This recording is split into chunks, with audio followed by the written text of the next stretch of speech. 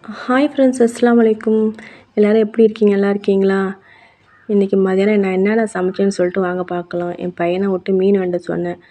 அது கவலை மீன் தான் இருக்குன்னு சொல்லிட்டு வாங்கிட்டு வந்தான். அப்புறம் கீரை, மரத்தில் கீரை பறித்து கீரை வதக்குவோம். அப்படியே முருங்கைக்காய் இருந்துச்சு, அதையும் பறித்து பெரட்டுவோன்னு சொல்லிட்டு அதையும் பறிச்சிட்டு வந்தேன். மீன் வாங்கிட்டு சொன்னேன். இந்த மீன் தான் இருக்குன்னு சொல்லிட்டு வாங்கிட்டு வந்தோன்னே, சரி பரவாயில்ல அதையே ஆக்கி கொஞ்சம் பொரிச்சு போண்டு அப்படியே மாங்காய் ஒன்று வாங்கிட்டு சொல்லி, மீனானத்துக்கு மாங்காய் இல்லைன்னா எப்படி? அந்த மாங்காய் போட்டால் தான் அந்த டேஸ்ட்டே கொடுக்கும். அப்புறம் புளியை ஊற வச்சு மீனை நல்லா க்ளீன் பண்ணியாச்சு. மஞ்சத்தூள் உப்புலாம் போட்டு க்ளீன் பண்ணிவிட்டு, ஆனத்துக்கு மட்டும் காய்ச்சுவோன்னு பார்த்தா என் பையன் பொரிச்சு கொஞ்சம் வேணுமா அப்படின்னு. அப்புறம் அதில் கொஞ்சம் எடுத்து வச்சுட்டு, அப்புறம் ஆனத்துக்கு போகிறதுக்கு மண் சட்டியில் தான் ஆனம் காய்ச்ச போகிறேங்க. அப்புறம் எண்ணெய் ஊற்றி வடகம் கருவேப்பிலை போட்டு அப்புறம் தாளித்து ஊற்றியாச்சு. ஊற்றினோன்னே கொஞ்சம் கொதித்தோன்னே லாஸ்ட்டாக மீனையும் மாங்காயும் போட்டுக்கலான்ட்டு மூடி போட்டாச்சு. அப்புறம் இன்னொரு பாத்திரத்தில் கீரை வதக்கோண்டு வெங்காயம் காஞ்ச மிளகா போட்டு கீரையை நல்லா வதக்கியாச்சு. வதக்கினோன்னே அதில் கொஞ்சம் தேங்காய் துருவி போட்டால் டேஸ்ட்டாக இருக்கும். அதையும் வதக்கி போட்டாச்சு, தேங்காய் துருவி போட்டாச்சு. அப்புறம் மீனை நல்லா கொதிச்சிச்சு. அப்புறம் மீன் போடுறதுக்காக திறந்து பார்த்து மீனையும் மாங்காயும் போட்டாச்சு. மாங்காய் போட்டு கொதி வந்தோடனே அது அவ்வளோ வாசனை.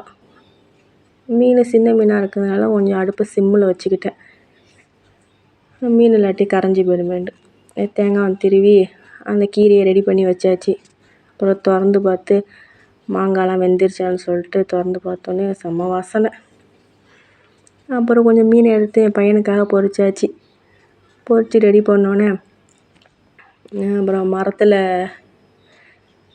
முருங்கைக்காய் பறிச்சேன்னு சொன்னேன்னா அதையும் பெரட்டிடுவோன்னு சொல்லிட்டு அதையும் கொஞ்சம் 2 முருங்கைக்காய் மட்டும் எடுத்து அரிஞ்சு 2 2 கட் பண்ணி அப்புறம் இன்னொரு பாத்திரத்தில் போட்டு வெங்காயம் கடுகுலாம் போட்டு அதையும் தீச்சி ஆக்குவோன்னு சொல்லிட்டு, இது பேர் தீச்சி ஆக்குன்னு சொல்லுவாங்க.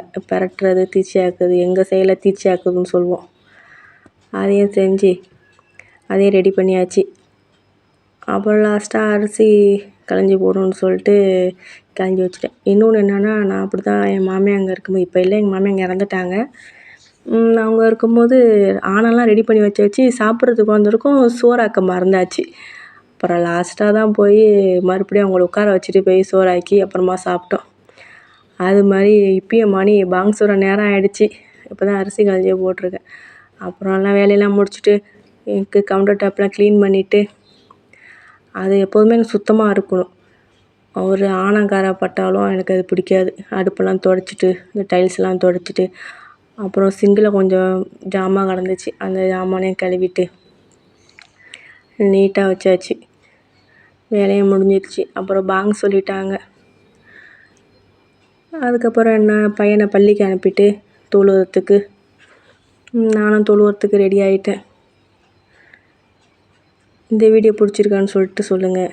இந்த வீடியோ பிடிச்சிருந்துச்சின்னா லைக் பண்ணுங்கள், ஷேர் பண்ணுங்கள், கமெண்ட் பண்ணுங்கள், மறக்காமல் சப்ஸ்கிரைப் பண்ணுங்கள். தேங்க்ஸ் ஃபார் வாட்சிங். பாய். அஸ்ஸலாமு அலைக்கும்.